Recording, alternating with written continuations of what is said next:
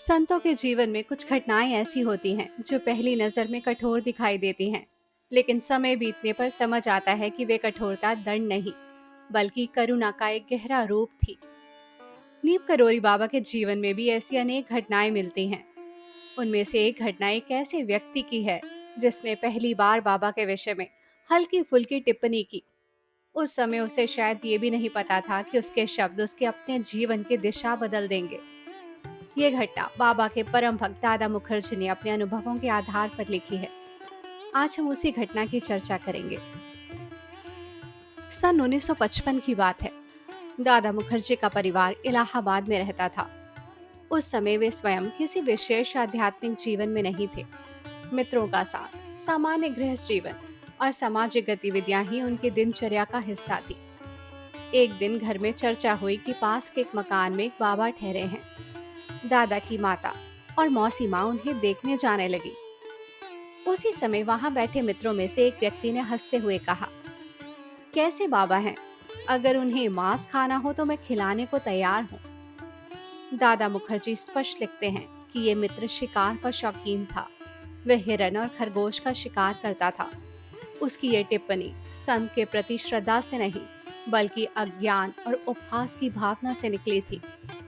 माता ने तुरंत उसे टोका और कहा कि साधुओं के विषय में इस प्रकार बोलना उचित नहीं। उस समय किसी ने इस घटना को गंभीरता से नहीं लिया, लेकिन ऐसा लगता है कि संत सब सुन रहे थे।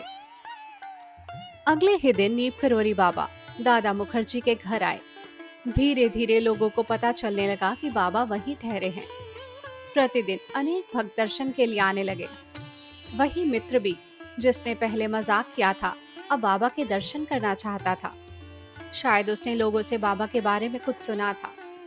शायद उसके मन में जिज्ञासा जागी थी, और शायद भीतर कहीं पश्चाताप भी था। लेकिन जो हुआ वे किसी ने सोचा भी नहीं था। एक दिन जब बाबा अनेक भक्तों के बीच बैठे थे, अचानक उठे और केहर सिंह से कहा कि अपनी कार लेकर चलो। उसी समय वही मित्र रिक्शे से बाबा के दर्शन के लिए आ रहा था। वे तेजी से रिक्शे से उतरकर बाबा तक पहुंचने का प्रयास करने लगा, लेकिन जब तक वे पहुंचा, बाबा की गाड़ी निकल चुकी थी।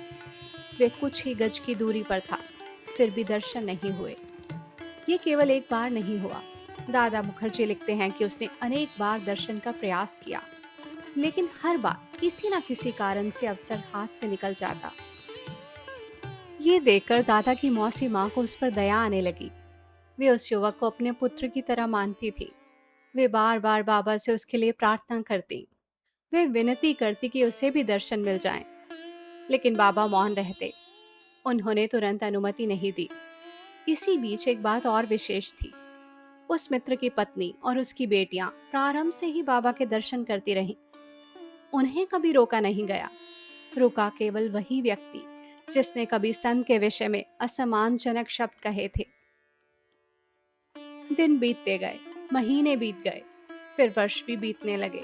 दादा मुखर्जी लिखते हैं कि लगभग 6 वर्ष तक उसे बाबा ने दर्शन नहीं दिए। कल्पना कीजिए, जिस व्यक्ति का पूरा परिवार दर्शन कर रहा हो और वही अकेला बार बार वंचित रह जाए।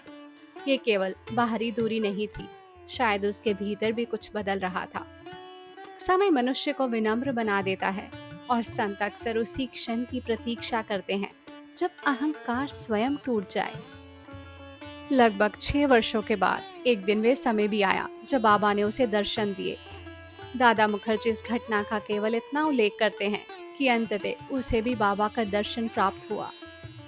वे इस प्रसंग को किसी चमत्कार के रूप में प्रस्तुत नहीं करते, ना ही वे कोई अतिरिक्त विवरण जोड़ते हैं। मानो वे पाठक को स्वयं समझने का अवसर देते हों कि संत की कृपा समय देखकर ही प्रकट होती है। इस घटना का उद्देश्य किसी को भयभीत करना नहीं है। दादा मुखर्जी स्वयं अनेक स्थानों पर लिखते हैं कि बाबा अत्यंत करुणामय थे, लेकिन वे ये भी दिखाते हैं कि संत केवल बाहरी शब्द नहीं सुनते, वे मन की दशा भी देखते हैं। कभी कभी प्रतीक्षा ही साधना बन जाती है, और कभी एक छोटी सी असावधानी मनुष्य को वर्षों तक आत्मचिंतन करने पर विवश कर देती है। फिर भी अंत करुणा में ही होता है, क्योंकि जिसने 6 वर्षों तक प्रतीक्षा करवाई, उसी ने अंततः दर्शन भी दिए। नीम करोरी बाबा का जीवन हमें ये नहीं सिखाता कि ईश्वर दंड देते हैं। वे ये सिखाता है कि संत उचित समय पर ही कृपा का द्वार खोलते हैं, और जब समय आता है तब वर्षों की दूरी भी एक क्षण में समाप्त हो जाती है।